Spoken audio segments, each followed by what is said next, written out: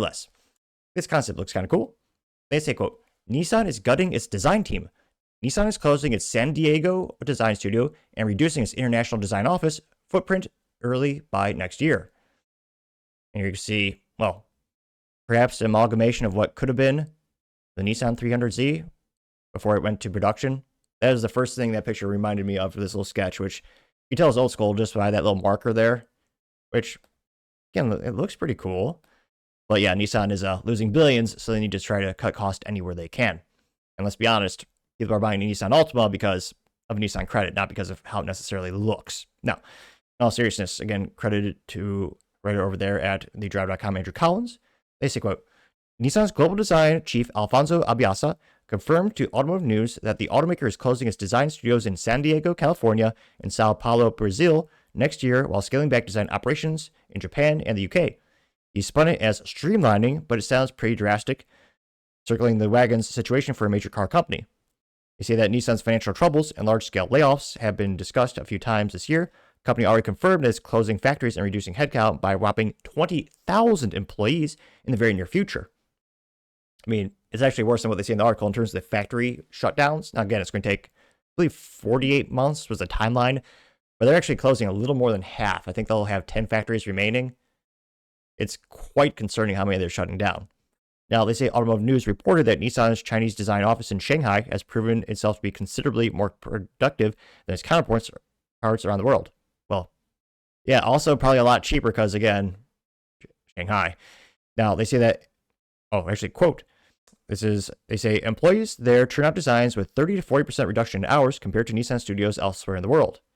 This is paraphrased by Abasia, which, yeah, I'm not surprised. In other words, this is kind of cool. I'll bring up, the older Nissan studio right there. They say, in other words, the company's looking to do more with less. On the one hand, less bureaucracy could indeed yield quicker car production. I personally am somewhat skeptical that quicker would mean better, but what the hell do I know? I guess if AI can do it a million first drafts in seconds, fewer people involved in the car design makes sense. While dust settles, Nissan San Diego and Sao Paulo shops are supposed to be closed by March 2026. The automaker's design operations will be run out of its global design center and Creative Box Studio in Japan, Studio 6 in Los Angeles, Nissan Design in Europe, and of course Nissan Design Shanghai.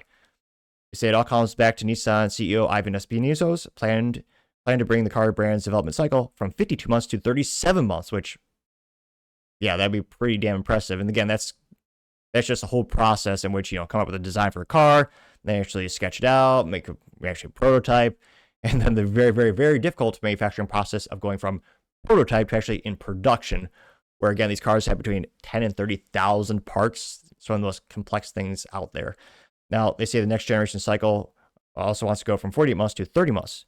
From our perspective as consumers, that means we should expect Nissan to incorporate trendy features into models more quickly, which, again, Nissan's spinning the tires, pun mildly intended, trying to think, how can we save the company? Some people might want some gimmicks and flashy new doodads on the dashboard, but there's one thing you can do. Make a bulletproof, reliable vehicle. That's what they used to do decades ago. Again, the thing that really killed Nissan, in my opinion, is the Nissan Altima CTV transmissions. Or CVT, I can't pronounce things today. That's why you had to click the subscribe button so I could speak perfectly someday. But in all seriousness, that crap automatic transmission grenaded itself, like from once you got about 30,000 miles under that SOB. And no one thinks Nissan is reliable anymore. Now, you also say apparently the upcoming Infiniti Q50 is the first vehicle to be drawn up with a new compression timeline, which, again, that should be cool. That car, which is supposedly shipping with a twin turbo engine with a manual transmission, has a lot of promise for us US car dorks, which, yes, like me, that'd be awesome. Make Nissan exciting again and reliable. Yeah, if they could do those two things at an economic price point, they may very well have a chance of survival. Again, they have tough competition. Now they say, while many stories about Nissan's corporate operations, including this one, have trended a little depressing, I have to say that the company is putting out some compelling products right now. The new Z is gorgeous. The new Leaf, well, he says this, the new Leaf is a huge upgrade from its predecessors. The current Frontier is my favorite mid-size pickup truck on the market, and even the humble entry Kicks have an appealing design. Here's to hoping they can maintain momentum with a leaner crew, which, yeah, I mean, maybe. And again, with this type of company, they're by no means large in comparison to like Toyota, which is the largest and most successful automaker on the planet right now. It has been for a couple of years. Again, there could be some benefits of consolidation of designs, also bringing designs closer to manufacturer points. A lot of people say that one of the reasons Boeing went down in quality was there's a big disconnect from the design team, from the finance team to the manufacturer team. They're spread out all over the United States. Only recently did they actually change the headquarters to be by actually one of the production sites. With Nissan, though, again, they need to do these changes as quickly as possible. I really hope they don't focus too much on gimmicks and short-term trendy things that consumers might like for accessories and doodads and knickknacks. Because again, what Nissan really needs is reliability. They need a car that will actually last more than 50,000 miles. And again, it's one of those things where the competition is fierce. Now, obviously, you're not going to buy Ford. They've had over 100 recalls, though it's impressive. People, from a business perspective, people keep buying that stuff. But in terms of Nissan, I mean, the competition for them, if you want to consolidate to traditional Japanese companies, I mean, Nissan was always better than Mitsubishi. That bar is pretty low. Though again, the Lancer Evo is pretty dope, as the youth might say. But you also have Honda and Toyota, which again, when I was looking at new cars or looking at a car that I needed to buy, I thought had to be fun, sporty, and reliable. I was looking at the Ford Focus ST. That's a great bang for buck. It had 50 more foot-pound of torque and I think 45 more horsepower than my Honda. But I chose, and I even drove more fun. The Nissan, the Ford Focus ST is awesome, great, fun car, but it's not as reliable. So I chose the Honda Civic Si, which I love that little coupe. I love her. 205 horsepower. It's not that much, but it feels great in the corners doing downshift. I chose Honda over Nissan. I mean, it's just more reliable. And for me, more versatile since, again, the Honda Civic Coupe can fit a bunch of stuff in there. You can fold down the back seats. For me, it's the best all-around car. I thought about getting a Nissan, like a used Nissan 350Z was the older one. And then you had 360Z. Now the modern Nissan Z. And the one of my number one concerns was one that was, I think it was $8,000 more than my Honda. I couldn't afford it. But also just reliability. Nissan has lost the trust of pretty much every consumer for having so many recalls. And the only reason I think they're still around barely is because of Nissan Credit, which again, if you have a Pulse, they'll give you a car.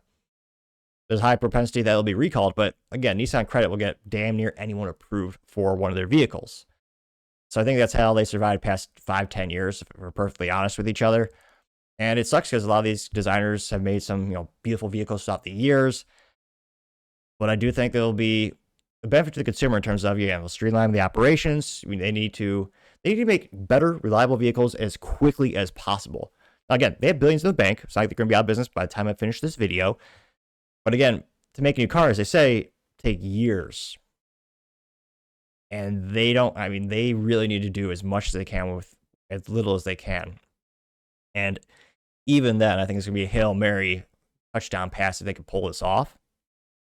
But let me know in the comments. I mean, the last person I know who bought a Nissan, well, everyone has one of those weird friends who buys one willingly. But a friend who bought a Nissan truck because he didn't want to pay a premium for an American truck brand or Toyota Tundra. And he liked it. It's pretty good. But besides that, everyone I know who got Nissan's got the Nissan Altima, got BAE Energy. But it's because their credit wasn't the best. They needed a good car. They wanted a new one, so they went with Nissan. I don't know a lot of people who willingly go up and say, I'm going to buy a Nissan today with so many great competitors on the market.